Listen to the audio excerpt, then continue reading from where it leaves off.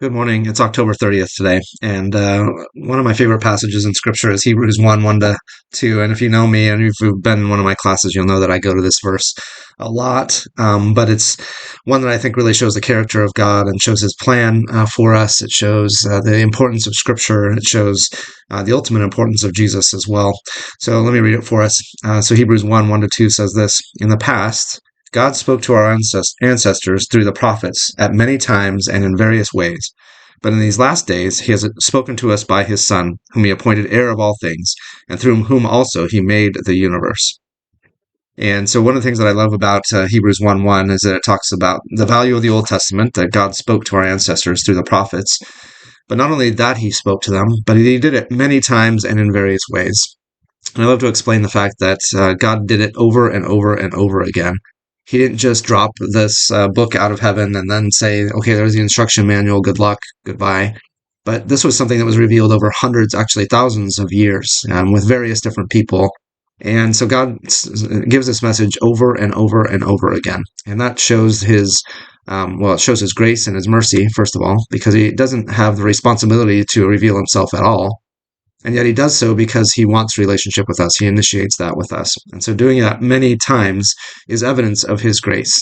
He doesn't, again, just do it once and say, here, I told you, therefore forget it. There's that old joke, not a very good one, but it's a man says to his wife, I told you on the day that we were married that I loved you. And if I change my mind, I'll let you know. That's not a nice way to communicate. Um, and God doesn't do that. He does that over and over and over again. He doesn't change his mind, of course, but he continues to say, I love you at many different times.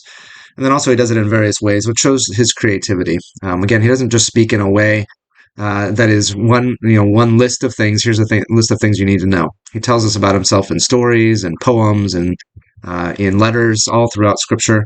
And he talks to us about even in the Psalms, which are man's words to God, right? They're written down as prayers to God, but then redirected towards us as well so that we can understand how other people have related to God.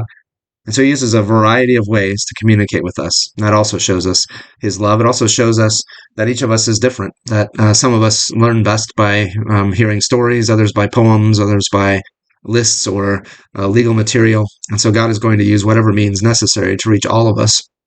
But it also, I think, shows that sometimes through our lifetimes, we are different in the way that we can understand God too. So sometimes, and I think you've all experienced this, that you'll read something in Scripture and you'll say, man, I never noticed that before. Even if I've read it 10 times, 20 times, 30 times, it seems like it just pops off the page as if it's the first time I ever read it. Well, God uses those various ways, those various times to reach us as well with different means. And so it shows his creativity. It shows his individual plan for each of us, that something might make sense to you today that didn't 10 years ago, and something that doesn't make sense to you today might in 10 years from now. So God is patient. He is slow in speaking with us, and he does it in a variety of different ways, and that shows his grace and mercy over time. That's it for today.